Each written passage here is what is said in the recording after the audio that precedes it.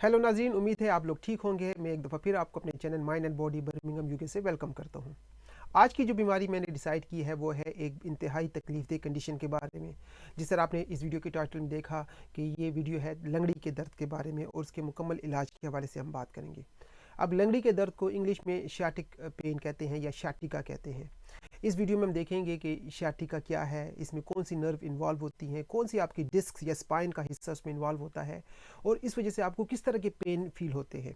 साथ ही साथ जो इस वीडियो का ख़ास मकसद है वो ये है कि हम आपके साथ कुछ ट्रीटमेंट्स ऑप्शंस भी डिस्कस करें, जिसमें हम आपके साथ डिस्कस करेंगे कि अगर आप हर्बल ट्रीटमेंट करना चाहते हैं, अरोमा थेरेपी का इस्तेमाल करना चाहते हैं, होम्योपैथिक इलाज करना चाहते हैं, डाइट के ज़रिए या डेली सप्लीमेंट्स के ज़रिए, ऐसी कौन सी चीज़ें हैं जो कि आपको इस दर्द से मुकम्मल तौर पर छुटकारा दिला सकती हैं।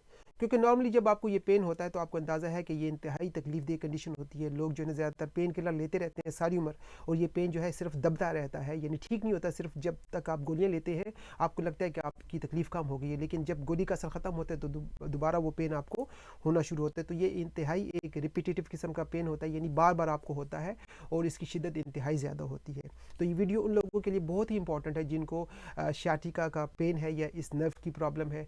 और अभी हम डिस्कस करेंगे थोड़ा सा कि ये कहाँ पे है और इसको आप सेल्फ डायग्नोस इनिशियली कैसे कर सकते हैं और फिर डॉक्टर्स इसको फर्दर किस तरह डायग्नोस करते हैं। तो मैं आपके साथ कुछ टिप्स भी शेयर करूंगा जिनके ज़रिए आप अपनी सेल्फ एनालिसिस करके अपना प्रॉपर इलाज करवा सकते हैं।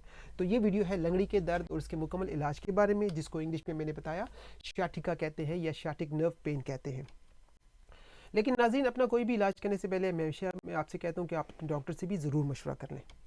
राइट तो शाटिका जो है ये एक इंतहाई इंटॉलरेबल किस्म का पेन होता है जो कि बार बार होता है, रिपीट होता रहता है। और ये पेन नॉर्मली हमने देखा है कि आपके कमर के निचले हिस्से से शुरू होकर आपके बटक से लेकर आपकी थाइस से लेकर आपकी टांगों से लेकर नीचे पाँव तक बाजुकत शूट करता है। अब इसमें एनाटॉमी क्या है, इसमें कंडीशंस कौन कौन सी आपके जिस्म की इन्वॉल्व होती हैं। अगर आप अपनी स्पाइन को गौर से देखें, उसके एक्सरे देखें या किसी चार्ट में देखें तो उसमें एक हिस्सा होता है लोअर रीजन जिसको हम कहते हैं लंबर रीजन। लंबर रीजन में दो डिस्क्स होती हैं, L4 और L5, और उसके नीचे होती हैं फिर S1, S2 और S3 जिसको सैक्रल रीजन कहते हैं। उसके अंदर से एक नस जो है वो दिमाग से मैसेज लेकर नीचे तक जाती है। यानी आपको पता है ना कि हमारा जो सेंट्रल नर्वस सिस्टम है उसका काम यह है कि आपके दिमाग से कम्युनिकेशन जिस्म के मुख्तलिफ हिस्सों में जाती हैं और वहीं से फिर रिप्लाई लेकर वो मैसेजेस आपके दिमाग तक आते हैं और हम फिर उसके अकॉर्डिंगली रिएक्ट करते हैं। तो होता यह कि एक शाटिक नाम की नर्व है जो कि दिमाग से लेकर नीचे पाँव तक होती है, और जब वो किसी वजह से L4, L5, S1, S2 या S3 में पिंच हो जाए, कंप्रेस हो जाए, फंस जाए, तो उस फंसने की वजह से वो अपना मैसेज प्रॉपर तरीके से पहुंचा नहीं पाती और उस दबने की वजह से उसके अंदर जो है ना सेंसेशन मुख्तलिफ किस्म की आना शुरू हो जाती हैं, पेन होना शुरू हो जाती हैं। आप ये भी याद रखें कि जब भी हमें न्यूरोटिक पेन होते हैं यानी नर्व से रिलेटेड प्रॉब्लम्स होती हैं जिस्म के किसी भी हिस्से में, तो उसमें 2-3 प्रॉपर्टीज़ आपको मिलेंगी। एक तो ये होगा कि वो पेन हमेशा शूटिंग होगा। शूटिंग का मतलब है कि फॉर एग्जांपल अगर यहाँ की नर्व आपकी डैमेज है, कंप्रेस है, तो वो पेन शूट करते हुए नीचे हाथ तक आएगा। इस पेन को हम रेडिएटिंग पेन भी कहते हैं, ये रेडिएट करता है। ये बिल्कुल समझिए आप बिजली की तार की तरह, बिजली की शॉर्ट की तरह एक झटका लगाते हुए पेन की शिद्दत होती है। साथ ही साथ इस पेन में हमें देखते हैं कि इसमें पिंचिंग होती है, लगता है कि कोई बंदा दबा रहा है, या इसमें बर्निंग सेंसेशंस होती है, इसमें जलन होती है। तो जब भी न्यूरोटिक पेन्स होंगे वो रेडिएटिंग होंगे, उसमें बर्निंग सेंसेशंस होंगी और कभी कभी आपको उसमें पिंस एंड नीडल्स का एहसास होता है, नमनेस का एहसास होता है कि वो ये जो है ना सुन होना शुरू हो जाता है, उसमें सुइयाँ चुभने लगती हैं। तो ये एक आइडेंटिफिकेशन है, सेल्फ एनालिसिस है। अगर आपको खुद कभी इस तरह के पेन्स हो तो ये आप किसी हद तक अंदाज़ा लगा सकते हैं कि ये न्यूरोटिक पेन्स हो सकते हैं।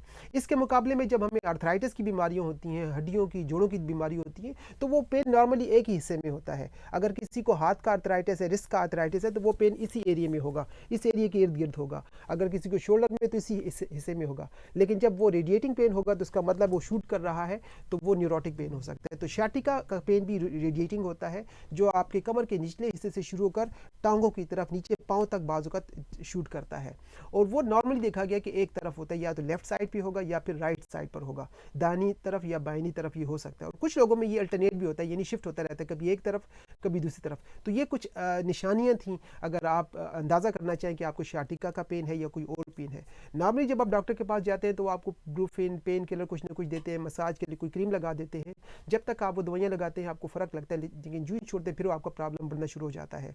जब वो स्कैन करते हैं तो उसके अंदर आपको ये भी अंदाज़ा हो सकता है, स्कैन की रिपोर्ट में आप अंदाज़ा कर सकते हैं कि L4, L5, S1, S2 and S3 ये 5 जो है ना डिस्क्स या ये जो वर्टिब्रास है ये इन्वॉल्व होती हैं, जिसके अंदर वो नर्व जो है ना कंप्रेस हो जाती है। तो उम्मीद है आपको थोड़ी सी डेफिनेशन में मैंने ये समझाने की कोशिश की कि सियाटिक नर्व क्या है, कहाँ से कहाँ जाती है और इसको क्या ऐसी कंडीशन होती है ये दबने की वजह से आपको प्रॉब्लम देती है। और जब तक हम इस नर्व को रिलीज़ नहीं करेंगे, इस प्रेशर को ख़त्म नहीं करेंगे, ये प्रॉब्लम आपका ख़त्म नहीं होगा। और यही मैंने आपसे डिस्कस करना है कि होम्योपैथिक में कुछ ऐसी रेमेडीज़ हैं जिनको अगर आप इस्तेमाल करें तो उससे वो जो प्रेशर उसके ऊपर पड़ा है वो हट जाता है और वो जो नर्व है वो रिलीज़ हो जाती है और आपकी शिद्दत में काफ़ी कमी हो जाती है।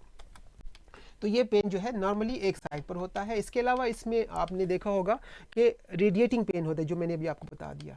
इसके अलावा इसमें बहुत ज़्यादा sharp tingling sensation, burning sensation होती हैं। कभी कभी ये पेन जो कंटिन्यूस होता है, कभी कभी एपिसोडिक होता है, यानी बाज़ लोगों में देखा गया कि हमेशा ये 24/7 पेन रहता है, ख़त्म ही नहीं होता। कुछ लोगों में ये पेन आता जाता है, उसको हम कहते हैं पीरियाडिक पेन या एपिसोडिक पेन। और मैंने जिसे बताया ये बिल्कुल बिजली के झटके की तरह का पेन होता है। और ये पेन नॉर्मली हम देखा है कि ये वर्स हो जाता है जब आप झुकते हैं, जब आप कोई चीज़ पिक करते हैं, जब आप खांसते हैं, जब आप कोई ज़ोर लगाते हैं, ये इवन छींकते भी हैं, तो ये पेन जो है ना इसकी शिद्दत में इजाफा हो जाता है। तो बैठने से, खड़े होने से, झुकने से, खांसने से, बहुत ज़्यादा ज़ोर लगाने से इसकी शिद्दत में इजाफा हो जाता है। इसके अलावा मैंने बताया कि आपको पिन्स एंड नीडल्स और नमनेस का उसमें एहसास हो सकता है। आपकी टांगों में कमज़ोरी आना शुरू हो जाती है। आपको लगता है कि आपकी जो टांगें हैं और पेन जो है पाँव में जाने के बाद वहाँ पर स्टिफनेस आना शुरू हो गई है। बाजू का चलना फिरना, खड़ा होना भी मुश्किल हो जाता है। और कुछ लोगों में इस पेन की वजह से आपको बावल और ब्लैडर का कंट्रोल भी ख़त्म हो जाता है, यानी कम हो जाता है। जो आपका यूरिनरी ब्लैडर है या जो आपका बावल है, बड़े पेशाब का जो मसला है, उसके जो मसल्स हैं, स्फिंक्टर्स हैं, वो लूज़ हो जाते हैं और उसका आपको कंट्रोल ख़त्म हो जाता है। यानी आप उसको इनवॉलंटरी तरीके से भी करना शुरू कर देते हैं, हालांकि वो आपके कंट्रोल में होना चाहिए। अब इसके पीछे कॉजेज़ क्या है वो मैंने आपको बता दी। उसके पीछे बहुत सारी वजूहत हैं। मेन वजह तो यही है कि आपकी जो सियाटिक नर्व है वो उसमें फंस जाती है या पिंच हो जाती है। इसके अलावा कभी कभी आपको स्लिप डिस्क का मसला होता है, जिसको हर्निएटेड डिस्क भी कहते हैं, जो अपनी जगह से निकल कर बाहर आ जाती है। अगर आपकी स्पाइन में बोन स्पर हो गया, यानी कोई हड्डी बढ़ना शुरू हो गई है, या अगर आपकी स्पाइन के अंदर नैरोविंग आना शुरू हो गई है, यानी स्पाइन जो है वो कमज़ोर होना, पतला होना या तंग होना शुरू हो गई है, जिसको हम स्टेनोसिस कहते हैं, तो उस वजह से भी सियाटिक नर्व जो है ना कंप्रेस होती है। कि आपकी जो स्पाइन है, जो आपकी बैकबोन है, उसके ऊपर होती है डिस्क, और जब वो अपनी जगह से हिलकर बाहर निकलती है उसको हम कहते हैं स्लिप डिस्क, उसी को हम कहते हैं हर्निएटेड डिस्क, और वो आपकी नर्व के ऊपर प्रेशर डालना शुरू कर देती हैं। इसके अलावा आपकी स्पाइन में कैनाल है, बाज़ औक़ात उसके अंदर नैरोविंग यानी तंगी आना शुरू हो जाती है, तो वो आपकी इस नर्व को दबाना शुरू कर देती है, जिसको हम कहते हैं स्पाइनल स्टेनोसिस। तब भी आपको प्रॉब्लम हो सकता है। तो ये मसला जो है मुख्तलिफ आपकी कमर के हिस्सों से रिलेटेड है, जिसका अल्टीमेट जो टारगेट होता है वो होता है सियाटिक नर्व, और उसको जब ये प्रेस कर देते हैं, पिंच कर देते हैं, तो ये बीमारी शुरू हो जाती है। कभी कभी आपके कमर के मसल्स में स्प्रेन या स्ट्रेन हो जाता है, कोई मोच पड़ जाती है। और इसके अलावा आपकी कमर के जो होते हैं, स्पाइन के जो डिस्क्स होते हैं, उनके दरमियान एक चीज़ जिसको हम कहते हैं कुशन या वर्टेब्रे, वो बाजू का घुस जाते हैं या बल्ज आउट हो जाते हैं, और वो भी इस नर्व को जो है ना कंप्रेस करते हैं। इसके अलावा वक्त के साथ हमारी उम्र जब बढ़ती है तो डीजनरेशन का प्रोसेस स्टार्ट हो जाता है। इसके अलावा अगर आपको कोई इंजरी हुई है, या इवन अगर आपको कोई ट्यूमर वहाँ पर आना शुरू हो गया, और ख़ासकर लेडीज़ को प्रेगनेंसी में ये इस तरह की बीमारी या ये जो सियाटिका का पेन है ये निकलता है, क्योंकि उसमें भी होता है कि जो फीटस है या बच्चा है, उसकी जब ग्रोथ होती है तो उसका प्रेशर आपकी कमर पे, स्पाइन पे पड़ता है, और कभी कभी वो प्रेशर इतना ज़्यादा होता है कि वो इस सियाटिक नर्व को कंप्रेस या पिंच कर देता है। और लेडीज़ को प्रेगनेंसी में ये तकलीफ़ जब होती है तो इंतहाई तकलीफ दे होती है, और कभी कभी डिलीवरी के बाद भी ये तकलीफ उनकी जारी रहती है। तो ये कुछ कॉजेज़ थी जो हमें सियाटिका के नर्व में मिलती हैं। कुछ और जो फैक्टर्स जो इस बीमारी को हमें दिला सकते हैं, इनमें ओबिसिटी है, जो लोग मोटे होते हैं, अगर आप बहुत ज़्यादा बैठे रहते हैं, बैठने का काम है, जिन लोगों को शुगर है, और कुछ जाबें ऐसी हैं जिसमें आपको बहुत ज़्यादा हैवी वर्क करना पड़ता है, चीज़ें उठानी पड़ती हैं, झुकना पड़ता है, ड्राइविंग करनी पड़ती है। तो कुछ ऐसी प्रोफेशंस, ऐसी जो है ना जॉब्स ऐसी हैं जिसका नेचर ऑफ वर्क ऐसा है कि आपको बहुत ज़्यादा ज़ोर उठाना लगाना पड़ता है, चलना पड़ता है, ड्राइविंग करनी पड़ती है, अगर आपका वज़न ज़्यादा है। तो ये तमाम फैक्टर्स हैं। तो नाज़रीन, अगर आपको सियाटिका का नर्व है तो आप देखें कि आपकी कॉज क्या है, क्या वो मोटापा है, क्या आपका हैवी काम है, हैवी लिफ्टिंग है। तो फर्स्ट ऑफ ऑल आप अपने लाइफस्टाइल को चेंज करने की कोशिश करें, अपनी जॉब को चेंज करने की कोशिश करें। अब हम आते हैं इस बीमारी के सोल्यूशन के बारे में। तो मैं आपके साथ कुछ ऐसी होलिस्टिक रेमेडीज शेयर करूंगा जिनको आप इस्तेमाल करके इस बीमारी से मुकम्मल तौर पे छुटकारा हासिल कर सकते हैं। और होलिस्टिक रेमेडीज ऐसी हैं कि जिनको आप अपनी इंग्लिश या कन्वेंशनल मेडिसिन के साथ ले सकते हैं। इसका ये मतलब नहीं कि आप उन दवाइयों को छोड़ दें और सिर्फ होलिस्टिक की तरफ आ जाएं। आप दोनों को मिलाकर इस्तेमाल करें तो आपको और ज़्यादा बेनिफिट्स होंगे। लेकिन होलिस्टिक मेडिसिन का अगर आप प्रॉपर इस्तेमाल करते हैं तो इस बीमारी को हम मुकम्मल तौर पर ख़त्म भी कर सकते हैं। अब हम देखते हैं कि इस बीमारी में सियाटिका में कौन से सप्लीमेंट्स आपको सपोर्ट कर सकते हैं। तो सबसे पहले तो आपको हड्डियों को मजबूत करने के लिए, बेहतर करने के लिए कैल्शियम का इस्तेमाल करना चाहिए, विटामिन सी का इस्तेमाल करना चाहिए, विटामिन डी बहुत ज़्यादा ज़रूरी है आप लोगों के लिए, विटामिन ई और विटामिन B6, ये 5 विटामिन बहुत ज़्यादा ज़रूरी हैं आपके सियाटिका में। इसके साथ साथ आपको vitamin B12, zinc, selenium, omega 3 fatty acids और मैग्नीशियम का इस्तेमाल भी करना चाहिए। तो ज़रूरी नहीं कि आपने ये सारे विटामिन अब ले लेने हैं, आपने देखना है कि आपके अंदर डेफिशिएंसी किसकी है। आजकल बहुत ज़्यादा ब्लड स्क्रीनिंग होती है, टेस्ट्स होते हैं, उसमें पता चल जाता है कि आपके अंदर कौन से विटामिन की कमी है। अकॉर्डिंगली अगर आप इन सप्लीमेंट्स को इंक्लूड करेंगे अपने डॉक्टर से मशवरा करने के बाद, तो ये आपके सियाटिक नर्व में जनरल जो मस्कुलर वीकनेस होती है, न्यूरोटिक प्रॉब्लम्स होती हैं, या इवन आपके जॉइंट्स का मसला होता है, तो इसको इम्प्रूव करेंगे और अल्टीमेटली आपके पेन में काफ़ी कमी होगी। जब हम बात करते हैं जड़ी बूटियों की, हर्बल सप्लीमेंट्स की, तो उसमें आप सबको पता है कि हल्दी जो है इसका बहुत अहम रोल है आपके जिस्म में इन्फ्लेमेशन को ख़त्म करने के लिए। तो आप हल्दी को सिंपली जो है ना, आप इसको मिक्स करें सिनेमन यानी दारचीनी के साथ, इसको दूध में मिक्स करके रोज़ाना आप पी सकते हैं। साथ ही साथ आप इसके जो ना सप्लीमेंट्स आज के मिलते हैं वो आप इस्तेमाल करें। तो हल्दी को बेस बनाकर आप डेली के बेसिस पर मिल्क में मिक्स करके सिनेमन के साथ अगर आप मिक्स करेंगे, इसमें थोड़ा सा ब्लैक पेपर डालेंगे तो और ज़्यादा बेनिफिट होगा। अदरवाइज इसके आप कैप्सूल भी इस्तेमाल कर सकते हैं। एक और हर्ब जिसको हम वेलेरियन रूट कहते हैं, और ये भी बहुत ज़्यादा आपकी नर्व्स को रिलैक्स करती है और ये आपकी स्लीप को बेहतर करेगी, पेन को ख़त्म करेगी और आपकी जो कंप्रेस नर्व है इसको रिलीज़ करने में मदद करती है। अब ये जो वेलेरियन है ये हर्ब भी होती है और होम्योपैथी में इसको वेलेरियाना कहते हैं।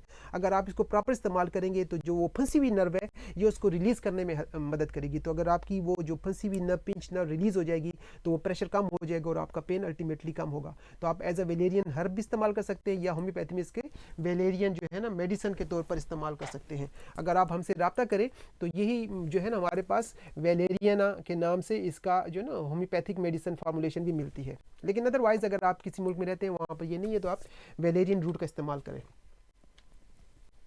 तो इसका आप कावा भी बना के, चाय बना के पी सकते हैं या इसकी सप्लीमेंट मिलते हैं वो आप इस्तेमाल करें। अगली हर्ब का नाम है वाइट विलो बार्क और ये भी बहुत ज़्यादा आपके पेन को, जो पुराने पेन हो उसको अच्छा करने में, ठीक करने में, खासकर अगर उसमें इन्फ्लेमेशन ज़्यादा हो, उसमें बहुत ज़्यादा पेन हो, उसकी शिद्दत को कम करने के वाइट विलो बार्क का आप इस्तेमाल कर सकते हैं। तो इंस्टेड ऑफ आप जो पेन किलर लेते हैं जिसमें स्टीरॉयड्स होते हैं, जिसमें NSAIDs होते हैं, जिनके साइड इफ़ेक्ट्स आपके मैदे पर होते हैं, अगर आप हर्बल ये पेन किलर लेंगे तो आपको साइड इफ़ेक्ट्स कम अज़ कम नहीं मिलेंगे और आपके जिस्म में जो पेन का मसला है वो काफ़ी हद तक सबसाइड हो जाएगा। एक और हर्ब जिसको हम डेविल्स क्लो कहते हैं, ये भी इसमें बहुत ज़्यादा इफेक्टिव है, इसमें इन्फ्लेमेशन आपकी ख़त्म हो जाती है और सियाटिका में इसका बहुत एक अहम रोल है क्योंकि इसके साथ इन्फ्लेमेशन के साथ साथ जो वो वहाँ पर इंटेंसिटी होती है पेन की, जिस वजह से आप मोबाइल नहीं हो सकते, काम नहीं कर सकते, ये इसको काफ़ी हद तक कम कर, तो किसी हद तक हम इसको ब्रूफिन के कंपैरेटिव में इस्तेमाल कर सकते हैं। अगर आप कंप्रेशन को पसंद करते हैं तो आप हार्ड या कोल्ड कंप्रेशन भी इस्तेमाल करें। कंप्रेशन का मतलब ये है कि आप एक पोल्टिस बनाएं, उसके अंदर आप कुछ रुई डाल दें या कुछ हर्ब्स डाल दें, उसको गर्म करें। अगर आपको गर्म टकोर अच्छी लगती है या उसको ठंडा भी आप करके इस्तेमाल कर सकते हैं। फ्रिज में आप आइस क्यूब्स रखते हैं तो उसके लगाने से भी वो जो पेन की शिद्दत है वो कम हो जाएगी। तो आप हार्ट एंड कोल्ड कंप्रेशन का इस्तेमाल करें। एक्सटर्नल यूज़ ये है, इसके अंदर आपको कोई दवाई लेने की ज़रूरत नहीं है। आप किसी चीज़ को गर्म करें, किसी तकिए को, किसी पिलो को, किसी टॉवल को, और उसको अपने जिस्म पर टकोर करें, अपनी टांगों पे टकोर करें तो उसके साथ भी पेन कम हो जाएगा।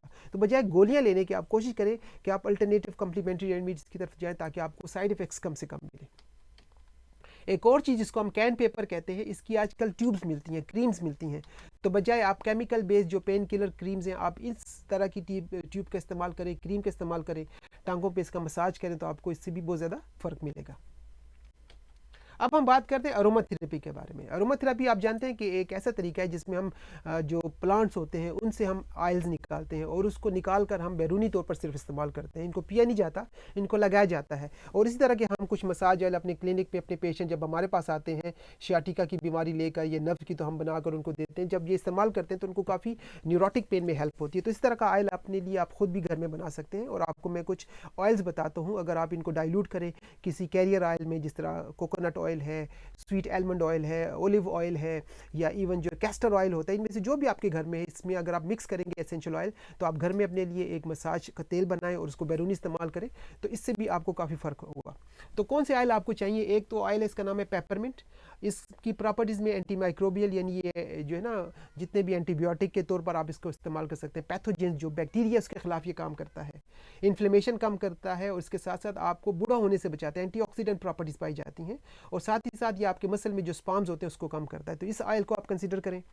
एक और ऑयल जिसको यूकलिप्टस कहते हैं, इसमें भी इन्फ्लेमेशन के खिलाफ एंटीबैक्टीरियल प्रॉपर्टीज़ पाई जाती हैं, और ये बहुत ज़्यादा जो है ना पोटेंट एनाल्जेसिक है। एनाल्जेसिक का मतलब है पेन को ख़त्म करने वाला तेल है, तो यूकलिप्टस का आप इस्तेमाल कर सकते हैं। एक और ऑयल जो कि बहुत ही पॉपुलर है, जिसको हम लेवेंडर कहते हैं, और ये खासकर आपके माइंड को रिलैक्स करता है, एंजाइटी को रिड्यूस करता है, आपके मेंटल लेवल पे, नर्व लेवल पे काम करता है। तो आपने ये करना है कि आप मसाज करें। सिंपल मसाज थेरेपी से ये होगा कि आप जो पेन किलर गोलियां हैं उनसे अपने आप को छुटकारा दिला सकते हैं। मसाज से ये भी हो सकता है कि आपका जो पेन है, टेंशन है, वो भी कम हो, आपकी जो ब्लड सर्कुलेशन है वहाँ पर बढ़ जाए, और आपकी मोबिलिटी जो है ना उससे इम्प्रूव हो सकती है। अब आपने करना कैसे है मसाज, कि आप सबसे पहले तो इन तेलों को मिक्स करें, और इनको सिर्फ आपने बैरूनी इस्तेमाल करना है, लेकिन पूरे जिस्म पर लगाने से पहले आप पैच टेस्ट भी कर लें, और अरोमाथेरेपी मसाज करें, ट्रिगर पॉइंट मसाज करें, लेकिन कोशिश करें कि किसी क्वालिफाइड थेरेपिस्ट से कराएं। क्योंकि होता यह है कि जब आप किसी अनक्वालिफाइड बंदे से मसाज करवाते हैं या खुद करते हैं, तो चूंकि ये नर्व्स होती हैं, अगर आप इस पर गलत प्रेशर डालेंगे, गलत तरीके से इसको स्टिमुलेट करेंगे, तो आपका पेन बाज़ बढ़ भी सकता है। तो जब भी आपने मसाज करवाना, स्पेशली जब न्यूरोटिक पेन्स हो, नर्व से रिलेटेड हो, तो किसी क्वालिफाइड थेरेपिस्ट से जिसका एक्सपीरियंस हो उससे आप करवाएं, या खुद कुछ सीख कर आप करें, अदरवाइज आपके पेन में इजाफा भी हो सकता है। तो ये ज़रा सी आप एहतियात करें। अगर आप लोग बर्मिंघम में हैं, यूके में रहते हैं, तो आप हमारे क्लिनिक से भी रब्ता करें। यहाँ पर हमारे पास क्वालिफाइड थेरेपिस्ट हैं जो कि आपको इसकी ट्रीटमेंट प्रोवाइड कर सकते हैं। आखिर में मैं आपके साथ कुछ होम्योपैथिक रेमेडीज शेयर करूंगा जो कि इस पेन में या शाटिका में काफ़ी हेल्प करती हैं। एक दवाई जिसका नाम है नेफाइलियम, और ये तब हम देते हैं जब आपका पेन नमनेस के साथ हो, यानी जब शाटिका का पेन भी और साथ नमनेस हो रही हो, तब आप नेफाइलियम का इस्तेमाल करेंगे। हाइपेरिकम दवाई तब हम देते हैं जब आपकी नर्व में कोई इंजरी हुई हो, कोई एक्सीडेंट, कोई ट्रॉमा, कोई इंजरी हुई हो, दब गई हो किसी वजह से, तो फिर जो दवाई हम इस्तेमाल करते हैं उसका नाम है हाइपेरिकम। अगली दवाई का नाम है बायरेनिया एल्बा। ये तब हम देते हैं जब आपकी तकलीफ चलने के बाद बढ़ जाती है। जब आप चलना शुरू करें और तकलीफ बढ़ जाए, तो तब आपको जो दवाई इस्तेमाल करनी चाहिए उसका नाम है बायरेनिया एल्बा। और जब आपकी तकलीफ जो है ना आराम करने के बाद बढ़ जाए, तब हम जो दवाई देंगे रस्टॉक्स। तो ये दवाइयाँ एक दूसरे के अपोजिट हैं। कुछ लोगों को देखें चलने के बाद तकलीफ उनकी अच्छी हो जाती है। अगर आप समझते हैं कि सुबह आप उठे हैं, आपके टांग में शदीद दर्द है, लेकिन जब आप थोड़ी सी वॉक करते हैं, थोड़े से स्टेप्स लेते हैं, और थोड़ी सी गर्मी के बाद, मूवमेंट के बाद आपकी तकलीफ में कमी हो जाती है, तो तब आप जो दवाई इस्तेमाल करेंगे उसका नाम है रस्टॉक्स। रस्टॉक्स के अलावा एक और दवाई उसका नाम है पल्सटीला। तो ये तब हम इस्तेमाल करते हैं जब आपकी मूवमेंट के बाद तबीयत बेहतर होना शुरू हो जाए, लेकिन मूवमेंट के बाद तबीयत और ज़्यादा ख़राब हो जाए, तब आपने फिर ब्राइनिया का इस्तेमाल करना है। ब्राइनिया के पेशेंट्स को मूवमेंट के बाद जो तकलीफ बढ़ जाती है, लेकिन रस्टॉक्स के पेशेंट को मूवमेंट के बाद उनकी तकलीफ में कमी हो जाती है। अगली दवाई है मैग्नीशियम फास्ट। ये हम तब देखते हैं जब आपको राइट साइड में शियाटिका हो, और अगर आपको लेफ्ट साइड में शियाटिका हो तो कोलेसिंथिस दवाई दी जाती है। जिस तरह मैंने बताया कि होम्योपैथिक अप्रोच बड़ी यूनिक होती है। इसमें हम देखते हैं कि किसी भी बीमारी के पीछे वजह क्या है और उसके सिम्टम्स क्या हैं। अगर एक पेशेंट हमारे पास आता है राइट साइड शियाटिका के लिए, तो उसके लिए हमने जो दवाई देनी है उसका नाम है मैग्नीशियम फॉस। लेकिन जब वो कहेगा कि उसका शियाटिका लेफ्ट साइड पे है, तब हम दवाई भी चेंज कर देंगे और वो हो जाएगी कोलेसिंथ। अगर वो कहता है कि उसकी तकलीफ आराम करने के बाद बढ़ती है, तब हम दवाई देंगे उसके लिए रस्टॉक्स। और जब वो कहेगा कि हमारी तकलीफ जो है ना चलने के बाद बढ़ती है, तो तब हम दवाई देंगे, उसका नाम है ब्राइनिया। अगर वो कहे कि कोई इंजरी हुई है, फॉल हुआ है, कोई चीज़ उसके ऊपर गिरी है, नर्व्स की डैमेज हो गई है, फिर दवाई बदल जाएगी, उसका नाम होगा हाइपेरिकम। तो आपने देखा होम्योपैथिक में हम एक दवाई नहीं होती, हमारे पास हज़ारों दवाइयाँ होती हैं। हम पेशेंट्स की पूरी हिस्ट्री लेने के बाद जब दवाई देते हैं तो उसको बहुत अच्छे रिजल्ट्स मिलते हैं। अगर नमनेस हो कि वो कहते हैं उसकी टांग सोग हो गई है, उसमें फीलिंग्स ही खत्म हो गई, जब आप ऐसे करते हैं फीलिंग नहीं होती, या टिंगलिंग होती है, पिंस एंड नीडल्स होती है, तो फिर उसमें दवाई जो है वो बदल जाएगी, उसका जो है ना इस्तेमाल डिफरेंट तरीके से होगा। हाइपेरिकम पे उसमें हम देंगे। अच्छा, आपने होम्योपैथिक दवाई हमेशा गोलियों की सूरत में लेनी है। कोशिश करें कि होम्योपैथिक दवाई जो है ना, जब भी आपने लेनी हो, इस तरह से आप गोलियां बनाएं और दिन में 2 से 3 टाइम चूसें। और कोशिश ये भी करें कि गोलियों की जो पोटेंसी हो वो 30 या 200 में हो। अगर आप किसी क्वालिफाइड होम्योपैथ से रब्ता करें तो वो तो बहुत बेहतर है, लेकिन अगर आप सेल्फ मेडिकेशन करना चाहते हैं तो आपने एहतियात करनी है कि आप गोलियाँ लें और थोड़ी छोटी पोटेंसी से शुरू करें। अब आखिर में कुछ मैं आपको टिप्स देता हूँ, क्योंकि दवाइयों के साथ साथ आपको अपनी लाइफस्टाइल में भी मॉडिफिकेशन करनी पड़ेगी सियाटिका को इम्प्रूव करने के लिए। एक तो अपने पोस्चर को आप बेहतर करें, उस पर बहुत ज़्यादा जोर ना डालें, आप बहुत ज़्यादा हैवी एक्सरसाइज भी ना करें, हल्की फुल्की एक्सरसाइज आपको करनी चाहिए। और अपने जिस्म को, अपनी टांगों को खासकर झटका ना दें, एकदम आपने कोई चीज़ झुक कर उठानी नहीं है, आपने बहुत ज़्यादा झटके के साथ कोई काम नहीं करना। इसके अलावा झुकना आप कोशिश करें अवॉइड करें, अगर कोई चीज़ ज़मीन से पिक भी करनी है तो बैठ कर उठाएं।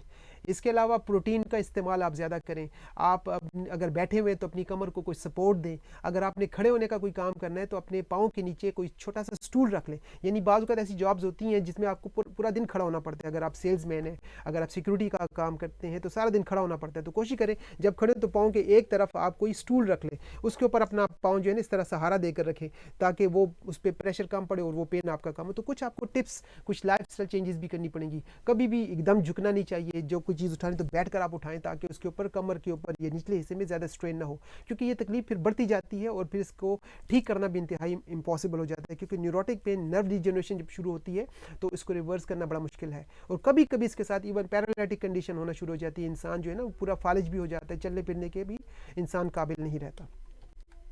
अगर आपका मैट्रेस जो है बहुत सॉफ्ट या बहुत नरम हो तब भी ठीक नहीं है, उसको आप कोशिश करें मीडियम रेंज का आप मैट्रेस इस्तेमाल करें, जो ना बहुत सख्त हो ना बहुत नरम हो।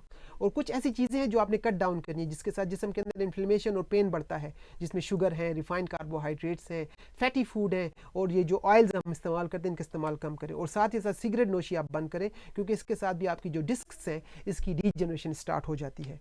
So thank you very much, आपने मुझे ज्वाइन किया। अपनी सेहत को बेहतर करने के लिए सेल्फ मेडिकेशन को अवॉइड करें। अगर आपको एडवाइस चाहिए तो आप हमसे भी रब्ता कर सकते हैं। हमारी वेबसाइट है mindbodyheal.co.uk। अदरवाइज़ आप मेरे दिए हुए नंबर पर टेली कंसल्टेशन के लिए भी आप व्हाट्सएप पे रब्ता कर सकते हैं।